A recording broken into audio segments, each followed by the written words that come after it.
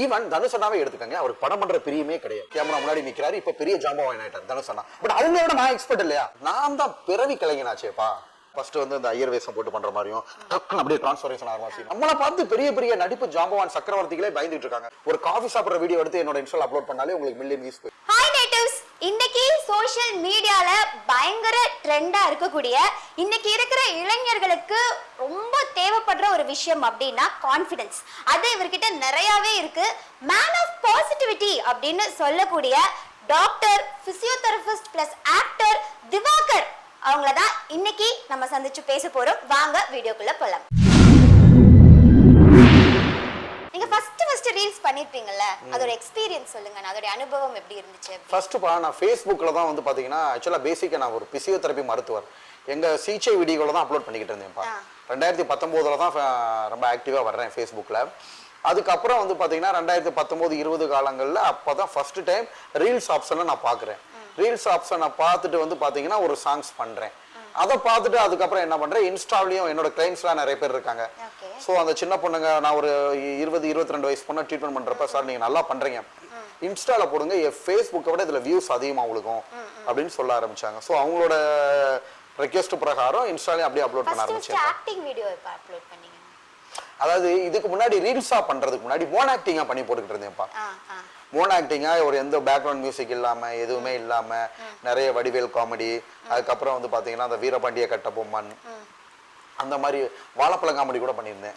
ஓகேங்களா, ஒரே ஆள் வந்து எல்லா கேரக்டரையும் பண்றது. அந்த மாதிரி வந்து பாத்தீங்கன்னா ஃபர்ஸ்ட் எந்த பேக்ரவுண்ட் மியூசிக் இல்லாம ஆக்டிங்கா பண்ணி போட்டுக்கிட்டு இருந்தேன். அதுக்கு நிறைய வியூஸ். ரீல்ஸ் ஆப்ஷனை பார்த்து அப்புறம் தான் ரீல்ஸ் பண்ண ஆரம்பிக்கிறேன். ஃபர்ஸ்ட் ரீல்ஸ் பயங்கர ட்ரெண்டா இருக்கும் இல்லையா ஒரு ரீல், அப்போ உங்களுடைய அந்த ரெஸ்பான்ஸ் எப்படின்னு இருந்துச்சு? ஃபேஸ்புக்ல நிறைய நான் போடுற ரீல்ஸ்லாம் நல்லா ட்ரெண்டாக ஆரம்பிச்சிச்சுப்பா. அப்போ ரொம்ப ஹாப்பியாக இருந்துச்சு, பரவாயில்ல மக்கள் மத்தியில் நல்லா பார்க்க ஆரம்பிச்சிட்டாங்க அப்படின்ட்டு. அண்ட் இன்னொரு விஷயம் என்னன்னா, நீங்கள் நிறைய இன்டர்வியூவில் நீங்கள் சொல்லி நான் கேள்விப்பட்ட விஷயம் என்னன்னா, நீங்கள் வந்து ஆக்டிங் சின்ன வயசுலேருந்தே ட்ரை பண்ணிட்டு இருக்கீங்க, சின்ன வயசுலேருந்தே நீங்கள் ஸ்டேஜ் பர்ஃபார்மன்ஸ் நிறையா பண்ணியிருக்கீங்க அப்படின்னு. ஸோ சின்ன வயசுலேருந்தே ஆக்டிங்காக ட்ரெயின் ஆன ஒருத்தங்க நீங்கள் ஏன் ஆக்டிங் ஒரு ப்ரொஃபஷனாக சூஸ் பண்ணாமல் ஃபிசியோதெரபி பண்ணீங்க? Super question. படிப்பு நல்லா படிப்போம்ப்பா. நான் படித்த ஸ்கூல் வந்து பார்த்தீங்கன்னா மதுரையில் Saint Mary's higher secondary school. அதில் வந்து பார்த்தீங்கன்னா சென்னை லோயலா காலேஜ் எங்கள் ஸ்கூலு, திருச்சி சென்ட் ஜோசப் எல்லாம் ஒரே நிர்வாகம்ப்பா. சேசு சபை பயங்கரமாக எஜுகேஷனுக்கு படிப்புக்கு முக்கியத்துவம் கொடுப்பாங்க, அதே சமயத்தில் கல்ச்சரல்ஸுக்கும் முக்கியத்துவம் கொடுப்பாங்க. அப்போ வந்து பார்த்தீங்கன்னா நம்ம நல்லா படித்து டாக்டர் ஆகணுன்றது ஆசை. எம்பிபிஎஸ் ட்ரை பண்ணே கிடைக்கல. ஸோ அதுக்கப்புறம் வந்து நல்ல ஒரு ஸ்கோப்பான ப்ரொஃபஷன் ஃபிசியோதெரப்பி. சொல்ல போனால் தற்போதைய காலங்களில் எம்பிபிஎஸை விட ஃபிசியோதெரப்பி மருத்துவர் எங்களுக்கு ஸ்கோப் ஜாஸ்தியாக இருக்கு. காரணம் வந்து ஆரம்பத்திலே எலும்பு நரம்பு வியாதிகளை சிகிச்சை அளிக்கிறோம். ஸோ அந்த ஒரு ஆசையும் இருக்குப்பா. இது சினிமான்றது ஒரு உண்மையை சொல்லவாப்பா, நிறைய விஷயங்கள் இருக்கு. கேம்லிங் மாதிரி தான், ஒத்தையா ரெட்டையா சூதாட்டா மாதிரி அவங்களுக்குன்னு ஒரு நல்ல நேரம் வந்து தூக்கி விடாமல் போகும். அப்படி கிடையாது இல்லையா. நான் படித்து முடிச்சுட்டு நான் 4 பேஷண்ட்ஸ் பார்த்தேன்னா பேரும் புகழும் மதிப்பும் ஆட்டோமேட்டிக்காக நம்மளை தேடி வர ஆரம்பிக்கும். ஸோ கிளினிக்கல் ப்ராக்டிக்ஸை நோக்கி என்னோட பயணம் போயிடுச்சுப்பா. ஏன்னா உண்மை அதுதான். நிறைய இளைஞர்கள் வந்து பார்த்தீங்கன்னா இளைய காலங்களில் அவங்க படித்து வாழ்க்கையில் முன்னேறாமல் அந்த சினிமா துறையை நோக்கி போகிறோம் அப்படின்னு சொல்லிட்டு நிறைய வந்து அவங்களோட வாழ்க்கையை பாழாக்கிக்கிறாங்க. நான் என்ன பண்ணேன், படித்து முடிச்சதை வந்து பார்த்தீங்கன்னா ஒரு நல்ல முறையில் பயன்படுத்த ஆரம்பிச்சிட்டேன். இந்த அண்ணா, இப்போ நீங்கள் வந்து ஒரு ஃபிசியோதெரபிஸ்டாக இருக்கீங்க அண்ட் உங்களுக்கு சினிமா இன்ட்ரெஸ்ட் ஜாஸ்தியாக இருக்குது, ஒரு ஆக்டர் ஆகணும் அப்படிங்கிறது உங்களுடைய ட்ரீமாகவே இருக்குது. இப்போ ஃபிசியோதெரபிஸ்டாக இருக்கும்போது அதுக்காக நீங்கள் ப்ராக்டிஸ் அப்படின்னு ஒன்று பண்ணுறீங்க இல்லையானா, அதே மாதிரி ஆக்டிங்க்கும் ப்ராக்டிஸ் அப்படின்னு ஒன்று இருக்குது. ஸோ இப்போ இந்த ஜென்ரேஷனில் ஆக்டிங் கற்றுக்கணும் அப்படின்ட்டு வரவங்க எல்லாருமே கூத்துப்பற்றையில் ஜாயின் பண்ணுறாங்க, நிறைய ஆக்டிங் ஸ்கூல்ஸில் ஜாயின் பண்ணுறாங்க அண்ட் அவங்க அது ஒரு ப்ராக்டிஸாக எடுத்து பண்ணிட்டு இருக்காங்க. நீங்க அந்த மாதிரி ஏன் ட்ரை பண்ணல? நான் தான் பிறவி கலைஞனாச்சேப்பா. அதாவது ஸ்கூல்ல படிக்கிறப்பயே இவங்கெல்லாம் கூத்துப்பற்றைக்கு போறாங்க. கூத்துப்பற்றையே தேவையில்லைன்னு சொல்றேன். எனக்கு தேவை நடிப்பு திறமை தான் மெயின். அந்த நடிப்பு இப்போ வந்து பார்த்தீங்கன்னா கூட்டுப்பத்திரையில தான் போய் கற்றுக்கணும் அப்படின்னு கிடையாதுப்பா. நான் 6வது படித்தேன், ஓகேங்களா. 6th போய் என்னோட மதுரையில் சென்ட் மேரிஸ் ஹையர் செகண்டரி ஸ்கூலில் ஜாயின் பண்ணுறேன். ஸோ அவங்க வந்து எல்லாருமே நாடக போட்டின்னு வைக்கிறாங்க. நாடக போட்டின்னு வைக்கிறப்ப கண்டிப்பாக ப்ராக்டிஸ் பண்ணுவோம். ஸ்கூலில் படிக்கிறப்ப நான் என்ன பண்ணுவேன், நானே கதை எழுதுவேன்ப்பா. ஸ்கிரிப்ட் ரெடி பண்ணுவேன். ரெடி பண்ணிட்டு ஒவ்வொருத்தவங்களுக்கும் ஒரு கேரக்டர் கொடுக்குறேன். அவங்களுக்கு மேக்கப் பண்ணுறதும் நான் தான், என்ன கேரக்டர்ன்றது செலக்ட் பண்ணுறதும் நான் தான். ஸோ எல்லாரையும் வந்து பார்த்தீங்கன்னா அப்பயே அவங்களுக்கு மேக்கப் போட்டு கொடுத்து டெய்லியும் ப்ராக்டிஸ் பண்ணி ஓகேங்களா, அப்போவே ப்ராக்டிஸ் பண்ண ஆரம்பிச்சிட்டோம். டெய்லி ரிஹர்சல் பார்ப்போம். ஸ்கூல் முடிஞ்ச உடனே டெய்லியும் எல்லாரையும் அங்கே அசம்பிள் ஆக சொல்லிட்டு ஒவ்வொருத்தவங்களுக்கு அந்தந்த ஸ்கிரிப்டை எழுதி கொடுத்து நீ இதை பேசு, நீ இதை பேசு, நீ இப்படி பண்ணோம் அப்படி பண்ணோம் எல்லாமே ஃபேஷியல் ரியாக்ஷன்ஸ்லாம் நான் சொல்லி கொடுத்துருவேன். அவங்கள நடிக்க வச்சு அந்த ஸ்கூல்ன்றது ஒரு பெரிய ஜாம்பவான்கள் இருக்கிற ஒரு இடம்ப்பா. மதுரை சென்ட் மேரிஸ்ன்றது லோயோலா காலேஜோட சேர்ந்தது. எல்லாருமே கிறிஸ்டின் பசங்கெல்லாம் பயங்கரமா திறமையா இருப்பாங்க. அப்பேற்பட்ட போட்டியிலேயே ஃபர்ஸ்ட் பிரைஸ் எல்லாத்தையும் ஒட்டச்சு கிட்டத்தட்ட வந்து பார்த்தீங்கன்னா நிறைய பேர் காம்படிஷன் பண்ணுவாங்க. ஒரு ஆள் 2 ஆள் கிடையாதுப்பா. இப்போ 6th-னா 15-20 செக்ஷன் இருக்கும், ABCD அப்படி இந்த மாதிரி. ஸோ அப்போவே வந்துக்கிட்டு நம்ம எல்லா பயிற்சியும் பண்ணிட்டோம் இல்லையா. அது போக இது நான் நாடக போட்டிப்பா. ஸ்கூலில் வந்து பார்த்தீங்கன்னா இஞ்ஞாசியார் திருவிழா அப்படின்னு வரும், ஸ்கூல் டேன்னு வரும், காலேஜ் டேன்னு வரும், ஒவ்வொரு டீச்சர்ஸ் டேன்னு வரும்.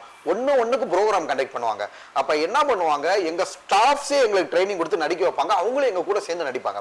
அதுக்கெல்லாம் நாங்கள் ரெகுலராக ப்ராக்டிஸ் பண்ணுவோம். அதாவது இந்த மாதிரி ஸ்கூல் டே ட்ராமாவுக்கோ அல்லது இஞ்ஞாசியார் ஃபெஸ்டிவல் இந்த மாதிரி ஃபெஸ்டிவலுக்குலாம்ப்பா நல்லா நடிக்கிறவங்க தான் அவங்க செலக்ட் பண்ணுவாங்க. செலக்ட் பண்ணி அது வந்து நம்ம ஸ்கூல் காலேஜ் டேஸ்ல அதுல ஒரு பிராக்டிஸ். ஆக்சுவலா அந்த பிராக்டிஸ் எதுக்காகனா அந்த ஸ்டேஜ்ல பெர்ஃபார்ம் பண்றதுக்காக. இப்போ நம்ம சினிமா அப்படின்னு சொல்லி வந்தாச்சு. ஆக்டிங் அப்படிங்கிறது உண்மையை சொல்ல போனாப்பா, சினிமான்றது கூட நீங்க 4 செவத்துக்குள்ள பண்றது. இது வந்து 2000 பேர் முன்னாடி பண்றது, ஸ்கூல்ல பண்றதுன்றது அது பெரிய விஷயம். ஓகேங்களா. ஈவன் தனுஷ் அண்ணாவே எடுத்துக்கங்க, அவருக்கு படம் பண்ற பிரியமே கிடையாது. அவங்க அண்ணாவுக்காகவா ஸ்டேஜ் முன்னாடி வந்து நிக்கிறார். புதுசா அப்பதான் நிக்கிறாங்க. அவங்க அதுக்கு முன்னாடி எந்த ஒரு நடிப்பு ப்ராக்டிக்ஸ் எதுவுமே பண்ணல. கேமரா முன்னாடி அவர் ஒரு டைரக்டரோட மகன், அவங்க அண்ணன் ஒரு டைரக்டர், கேமரா முன்னாடி நிக்கிறாரு. இப்ப பெரிய ஜாம்பவான் ஆயிட்டார் தனுஷ் அண்ணா. பட் அவங்களோட நான் எக்ஸ்பர்ட் இல்லையா. நான் 6th படிக்கிறப்பே மைக்க பிடிச்சிட்டேன், 2000 பேர் முன்னாடி நடிச்சு காமிச்சிட்டேன், இன்டர் ஸ்கூல் காம்படிஷன் போயிட்டேன், காலேஜ்ல பார்த்துட்டு இன்டர் காலேஜ் காம்படிஷன் பார்த்துட்டு அப்பவே நம்ம வந்து வெல் எக்ஸ்பீரியன்ஸ் ஆயிரோம்ல. அதனால இப்ப என்ன ஆகுது அப்படின்னு பாத்தீங்கன்னா, ரீல்ஸ் பண்றப்ப எனக்கு ப்ராக்டிக்ஸே தேவையில்லை. ஆல்ரெடி அந்த கேரக்டரை அப்சர்வ் பண்ணி ஆட்டோமேட்டிக் நடிக்க ஆரம்பிச்சிடும். அது பயங்கர ரீச். நிறைய பேர் கேமராமேனு எடிட்டர் என்னென்னமோ வச்சு மில்லியன் வியூஸ் போனாலும் போகாது. நான் அப்படி கிடையாது. ஒரு காஃபி சாப்பிட்ற வீடியோ எடுத்து என்னோட இன்ஸ்டால் அப்லோட் பண்ணாலே உங்களுக்கு மில்லியன் வியூஸ் போயிடும். அவ்வளோ மக்கள் ரசிக்கிறாங்க, அவ்வளோ நம்மளோட நடிப்பு திறமை. நேற்று கூட ஒன்று பண்ணிருந்தேன்ப்பா, விஜய் வந்து இந்த கண்ணு தெரியாத இது பண்ணியிருந்திருப்பாரு, அந்த இது பண்ணியிருந்தேன். அப்புறம் அன்னியன் வந்து பார்த்தீங்கன்னா ஃபர்ஸ்ட் வந்து இந்த ஐயர் வேஷம் போட்டு பண்ற மாதிரியும் அப்படியே டிரான்ஸ்ஃபர்மேஷன் ஆகிற மாதிரி செய்யணும். இது நடிப்புன்றது இயற்கைப்பா. நம்மளை பார்த்து பெரிய பெரிய நடிப்பு ஜாம்பவான் சக்கரவர்த்திகளே பயந்துட்டு இருக்காங்க. ஒரு விஷயம் நல்லா தெரிஞ்சுக்காங்கப்பா, இந்திய வரலாற்றிலே ஒரு முதல் விஷயம், எந்த ஒரு நடிகரும் சிவாஜி கணேசனோட கம்பேர் பண்ணதே கிடையாது. நிறைய பேர் இப்போ வர என்ன சொல்ல ஆரம்பிக்கிறாங்கன்னா, ஒரு காலத்துல நடிகர் திலகம் மாதிரி நடிக்கிறாரு, சிவாஜி கணேசன் மாதிரி இருக்காரு, இப்போ அவர் நடிப்பையும் தாண்டி இருக்குன்னு சொல்றாங்கப்பா. பிராமிஸா இதெல்லாம் மக்கள் வாயிலிருந்து வந்த விஷயங்கள். சில ஃபேஷியல் எக்ஸ்பிரஷன்ஸ் நீ நடிக்கிற விதயம்லாம் பார்த்தா சிவாஜி கணேசனையும் தாண்டி தெரியுது அப்படிதான் சொல்றாங்கப்பா மக்கள் மத்தியில. இன்னொரு விஷயம்னா, நீங்க வந்து ஸ்கூல் டிராமாஸ் நான் பண்ணும்போது நானே ஸ்கிரிப்ட் எழுதி நானே வந்து கேரக்டர்ஸ் நிறைய பேர் கொடுத்தேன் அப்படின்னு. அதுல நீங்க ரொம்ப இன்ஸ்பயர் பண்ணி ஒரு கேரக்டர் நடிச்சிருப்பீங்கல்ல, அந்த கேரக்டர் எங்களுக்காக பண்ணி காட்ட முடியுமா? ஆமா பண்ணியிருக்கேன்ப்பா. பண்ணையார் வேஷம்னு போட்டிருக்கேன். ஸோ பட் என்ன பார்த்தீங்கன்னா அதில் வேஷ்டி எல்லாம் கட்டிக்கிட்டு அப்படியே வந்து நம்ம முன்னாடி வருவோம். நம்மளுக்கு ஒரு ஆள் கொடை பிடிக்க, ஒரு ஆள் அடியல் மாதிரி இருப்பாங்க. அதுக்கப்புறம் நாங்கள் அப்படியே சட்டையை தூக்கிட்டு அப்படியே வர்ற மாதிரி. அதுல ஏதாவது ஒரு டயலாக்ஸ் அந்த மாதிரி ஏதாவது இருந்தா செஞ்சு காட்டுங்க. அது ரொம்ப நாள் ஆச்சு. பட் இருந்தாலும் நான் சொல்ல வரேன், அந்த பண்ணையார் வந்து அந்த கெட்டப்ல வர்றாரு. எஸ்ஐக்கு இங்க வாடா, ஒழுங்கா கொடையை பிடி, இங்க வா போ, ஒரு மாதிரி வடிவேல் கேரக்டர் மாதிரி இருக்குன்னு வாங்க, அந்த மாதிரியான ஒரு கேரக்டர். Okay, super. அண்ட் இன்னொரு விஷயம், நம்ம முதலையே வந்து உட்காந்து ஒரு டிஸ்கஷனை நம்ம பேசிட்டு இருக்கும்போது நீங்க சொன்னீங்க, நான் பெய்ட் ப்ரமோஷன் பண்றது இல்ல, பெய்ட் ப்ரமோஷன்ல நிறைய பாலிடிக்ஸ் இருக்கு அப்படிங்கிற மாதிரி சொன்னீங்க. ஸோ ஏன் பெய்ட் ப்ரமோஷன் நீங்க பண்றது இல்லை? அது அநாகரிகம்ல. இப்போ நானும் ஆனால் நிறைய பார்த்துட்டு இருக்கேன் சோசியல் மீடியாவில். பெரிய பெரிய ஆட்கள் கூட, ஆக்சுவலாக நான் யாரையும் குறை சொல்ல விரும்பல, என்னைய பார்த்து நிறைய பேர் ஃபாலோ பண்ணுறாங்க. நம்மளை ரசிக்கின்ற ரசிகர்கள் மத்தியில் விளம்பரத்தை திணிக்கக்கூடாதுப்பா. இப்போ ஒன்றும் இல்லை, நகைக்கடையில் போய் அவங்க விளம்பரம் பண்ணுறது பொதுவாக சொல்ல வரேன், அது தப்பு தான். பட் ஒவ்வொருத்தவங்க பண்ணுறாங்கன்னா அவங்களோட உரிமை. நான் அதை யாரையும் வந்து அவங்க பண்ணுறது தப்புன்னு சொல்ல வரல, அவங்களோட உரிமை. ஆனால் ஒரு நாகரிகமான செயல் வந்து நம்மளை ரசிக்கின்ற ரசிகர்கள் மத்தியில் விளம்பரத்தை திணிக்கக்கூடாது. அதில் நல்லது இருக்குது, கெட்டது இருக்குது. நல்லது இருந்தாலுமே பண்ணக்கூடாதுப்பா, விளம்பரம் பண்ணாத அப்படின்னு சொல்ல வரேன். ஸோ இது வந்து பார்த்தீங்கன்னா சில நடிகர்களும் அந்த தப்பை பண்ணுறாங்க, பெரிய பெரிய செலிபிரிட்டிஸும் பண்ணுறாங்க. இப்போ அவங்க ஒரு கெஸ்ட்டாக கூப்பிட்டா போகலாம்ப்பா, தப்பு இல்லை. இப்போ என்னையவே ஒரு நகைக்கடையில் கெஸ்ட்டாக கூப்பிட்டாங்கன்னா அது போகலாம். கெஸ்ட்டாக கூப்பிட்றாங்கன்னா அது யார் கூப்பிட்டாலும் நம்ம கெஸ்ட்டாக போவோம், ஓகேங்களா. பட் அவங்க வாயால் பெய்டு ப்ரொமோஷனாக பண்ணக்கூடாது. ஓகேங்களா? அது அது அது ஒரு வகையான அநாகரிக செயல்பா. அது மட்டும் இல்லாம அது மூலியமா மக்களுக்கு என்ன பாதிப்பு ஏற்படும்னு நினைக்கிறீங்க? நிறைய பாதிப்பு வரும்பா. சில ஏதாவது விஷயங்கள் 2 3 சொல்றேன். நிறைய சொல்ல வரேன்ப்பா. ஒரு எடுத்துக்காட்டு சொல்ல வரேன்னா, அவங்க பிசினஸ்ல நல்லதும் இருக்கும், கெட்டதும் இருக்கும். ஆல்ரெடி ஈமு கோழி பண்ணை நான் காலேஜில் படிச்சு 2010ல படிப்பு முடிச்சேன்ப்பா. அந்த நேரத்துல நிறைய நடிகர்களே வந்து பார்த்தீங்கன்னா, ஈமு கோழி பண்ணை, முட்டைன்னு சொல்லி அதை அட்வர்டைஸ்மெண்ட் பண்ணி, அது பெரிய பிரச்சனையாகி மக்கள் மத்தியில அது மாதிரிலாம் ஆச்சு. ஸோ அதுல நல்லது இருக்கு, கெட்டது இருக்கு. அப்படி இருக்கிற பட்சத்துல எதுக்கு வந்து பார்த்தீங்கன்னா, அந்த நடிகர்களோ அல்லது இன்ஸ்டா செலிபிரிட்டியோ இந்த பெய்டு ப்ரொமோஷனா பண்ணணும்னு சொல்ல வரேன். நல்லது இருக்கு, கெட்டது இருக்கு. இப்போ ஒரு ஹோட்டலே வச்சிருக்காங்க. 4 நாள் நல்லா சாப்பாடு கொடுப்பாங்க. 4 நாள் நல்லா சாப்பாடு கொடுக்கலாட்டி யார் அதை பெய்டு ப்ரொமோஷன் பண்ணா அவங்களோட பேர் தான் கெட்டு போகும். அது மட்டும் இல்லாம மக்கள் அப்பாவி மக்கள்ப்பா. நிறைய சிந்திச்சு பார்க்குறவங்களும் இருப்பாங்க. நிறைய பேர் அவங்க மேல உள்ள பிரியத்திற்காகவே போய் பண்றவங்களும் இருக்கும். அப்பேற்பட்ட ஒரு நல்ல மக்கள் செல்வாக்க ஏன் இந்த மாதிரி ஒரு கெட்ட வழியில பயன்படுத்தணும்? இப்போ நான் ஒரு ஆல்பம் சாங் பண்ணியிருக்கேன்ப்பா, அதை பத்தி நான் போடுறேன், அது தப்பு கிடையாது. என்ன ரீசனா, என்னைய மக்கள் வந்து வித்தியாசமான கோணத்துல பார்க்க ஆசைப்படுறாங்க. ஸோ அதை வந்து நான் ப்ரொமோஷன் பண்றேன், அது தப்பு கிடையாது. அது பெய்டு ப்ரொமோஷன் கிடையாது, அது தப்பு கிடையாது. எதை பண்ணணும் பண்ணக்கூடாதுன்னு இப்படித்தான் வாழணும்னு வாழ்க்கை இருக்குப்பா.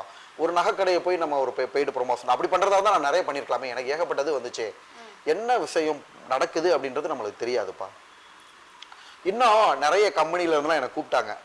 அதெல்லாம் நம்ம சொன்னோம்னா ஒவ்வொருத்தவங்களோட மனசு புண்படும். நம்மளை பிடிக்கலன்னா வரலைன்னு சொல்லலாமே தவிர, அவங்க இந்த நோக்கத்துக்காக கூப்பிட்டாங்க, இதுல தப்பு இருக்குன்னு வந்து குறை சொல்லக்கூடாது. அதுக்காக அந்த விஷயங்களை நான் அவாய்ட் பண்றேன். பட் பெரிய பெரிய இடங்கள்ல இருந்து ஏன் சொந்தக்காரங்களே கூப்பிட்டாங்க. எங்க அம்மாவே ரெக்கமெண்ட் பண்ணாங்க, இதுல என்னப்பா தப்பு வருது, போய் பண்ணி கொடுனாங்க. நான் பிடிச்ச அம்மா திட்டினேன், இல்லம்மா என்னம்மா நீ பேசிட்டு இருக்க, ரூல்ஸ்னா எல்லாருக்கும் ஒண்ணுதான், சொந்தக்காரவங்க பணக்காரவங்கன்னு கிடையாது. இப்போ லேட்டஸ்டா ஒரு தம்பி கூட என்னை ஒரு சேனல்ல ஒரு ஹோட்டல்ல வச்சு பிராங்க் பண்ணாரு. தம்பி வாயை திறந்து நான் பெய்டு ப்ரொமோஷன்லாம் பண்ண மாட்டேன், இந்த இடத்துல வச்சு பிராங்காவது நீ எடுத்துக்க. நான் இந்த ஹோட்டலில் சாப்பாடு நல்லா இருக்கு, வருவேன் போவேன் அதெல்லாம் சொல்ல முடியாது. ஒரு டைம் நான் அங்கே வந்து சாப்பிட்ருக்கேன், நீங்கள் ஏற்கனவே வந்திருக்கேன், ஓனர் தெரியும், ஓகே அது ஓகே. அது மாதிரி நியாயமாக தான் நடந்துக்கணும்ப்பா. பெய்டு ப்ரொமோஷனில் நிறைய விஷயங்கள் இருக்குது. முதல்ல மக்கள் மத்தியில் விளம்பரத்தை திணிக்கக்கூடாது. நல்லது கெட்டது இருக்குன்றது செகண்டரிப்பா. பிரைமரி வந்து பார்த்தீங்கன்னா, என்ன நீங்கள் ரசிக்கிறீங்கன்றதுக்காக உங்ககிட்ட வந்து நான் விளம்பரத்தை திணிக்க முடியாது இல்லையா? அது நடிகர்களும் சில பேர் பண்ணுறாங்க. பட் என்னன்னா, நம்ம நல்ல ஒரு விஷயத்தை ஃபாலோ பண்ணோம்னா, நம்மளாம் படித்த ப்ரொஃபஷனல்ஸ்ப்பா, நம்மளை பார்த்து ஃபாலோ பண்ணுறதுக்கு ஏகப்பட்ட பேர் வருவாங்க. கரெக்ட். அண்ட் இப்போ வந்து சினிமாவில் ஆக்டிங்ல பெருசாக சாதிக்கணும் அப்படிங்கிறது தான் உங்களுடைய ட்ரீம். அப்படிங்கிறப்போ உங்களுக்கு எந்த மாதிரி ரோல்ஸ் பண்ண ஆசைனா? கமீடியனா, இல்லை நடிச்சா நான் ஹீரோவாக தான் நடிப்பேன்னு ஒரு சில பேர் சொல்லுவாங்க. இல்லை நான் வில்லியாக தான் பண்ணுவேன், நான் வில்லனாக தான் பண்ணுவேன்னு ஒரு சில பேர் சொல்லுவாங்க. உங்களுக்கு என்னென்ன இஷ்டம்? நம்ம தமிழ்நாடு மக்கள் வந்து நம்ம ஹீரோவாக பார்க்கணும் தான் ஆசைப்படுறாங்கப்பா. நிறைய பேர் சஜஷன் வந்தப்ப, சார் ஃபிலிம் வந்தால் நீங்கள் உங்களுக்கு அதுக்கு என்ன ரீசன்னாடா, நம்ம பண்ணுற காமெடி கூட ஹீரோயிசம் கலந்த காமெடியாக இருக்கும். அதில் நிறைய பேர் பொறாமையாகி ஒரு காமெடி ரோலுக்கு தான் இருக்கு, இதுக்கு தான் லைக், அதுக்கு தான் லைக்னுவாங்க. பட் எது கொடுத்தாலும் நான் பண்ணுவேன்.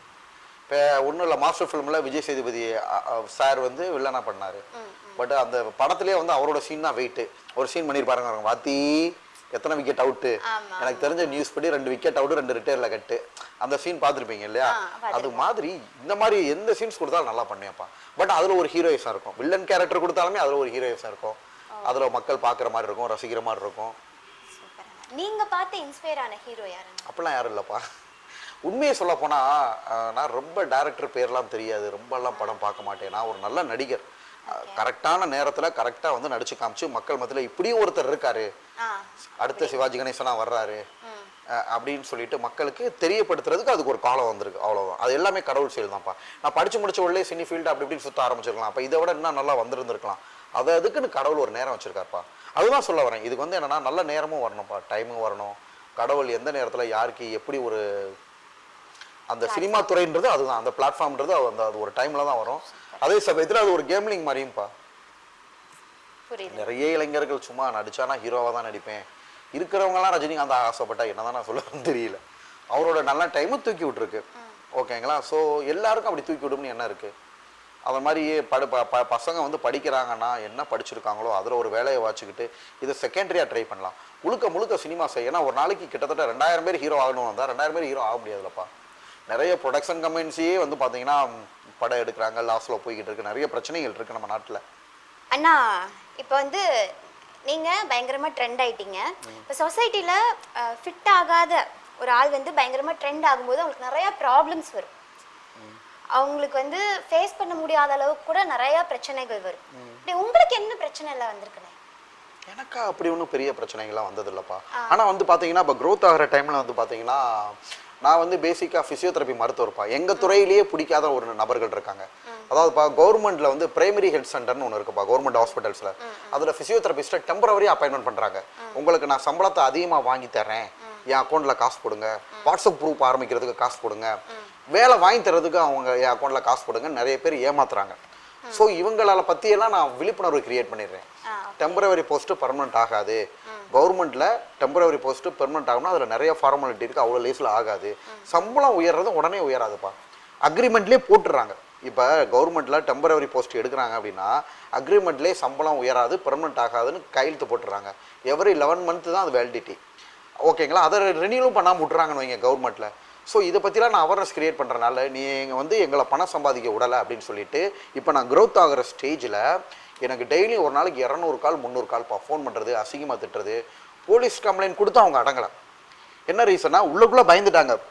பட் வெளியில் வந்து அவங்க ரொம்ப போல்டாக இருக்கிற மாதிரி நம்ம முன்னாடி கிரியேட் பண்ணி என்னை ஃபோன் பண்ணுறது, அசிங்கமாக திட்டுறது, இதெல்லாம் காவல்துறையில் கம்ப்ளைண்ட் பண்ணி அட்ரஸ் சிம் கார்டு அட்ரஸ்லாம் எடுத்தாப்பா சென்னை கிடையாதுப்பா, திருவள்ளூர் மாவட்டம் ஆரன்வாயல் குப்பம், அதாவது கும்மிடிப்பூண்டி ஆரன்வாயல் குப்பம் இந்த சைடு இருக்கும் பேல. அங்கே இருந்துட்டு அவங்களுக்கு என்ன எதிரி இருக்குது? ஸோ நம்மளுக்குள்ள உள்ள ஒரு கருப்பாடு தான் நம்ம இந்த வேலையை பண்ணுது. அதே போலீஸ் ஸ்டேஷனில் நான் பார்த்தேன், ஒரு பெண் வந்து பார்த்தீங்கன்னா எனக்கு இதே மாதிரி ஃபேக் ஃபோன் கால் வருது, திட்டுறாங்கன்னு வந்தாங்க. அது பண்ணது யாருன்னா அவங்க பக்கத்தில் இருக்காங்க. ஸோ பொதுமக்கள் வந்து என்னை எதுவுமே பண்ண மாட்டாங்கப்பா. என்ன ரீசன்னா, எனக்கு எவ்வளோ பேர் பேடு கமெண்ட் போட்டாலும் அவங்களுக்கு நான் ரிப்ளை பண்ண மாட்டேன், அவங்களோட சண்டை போட மாட்டேன்.